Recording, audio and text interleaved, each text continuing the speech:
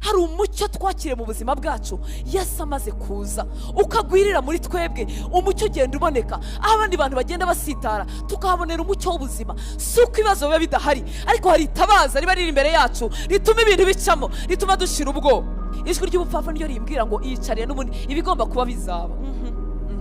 Mwisi yo mu mwuka soko bigenda. Imana izakiza umutima wawe, Imana izakubaka ukomere. Haleluya. Imana izagukomeza ku buryo ujya gukomeza abantu utigirisha. Haleluya. Ubaho ibyiringiro atari ibyo wigira, ahubwo bikuzuye.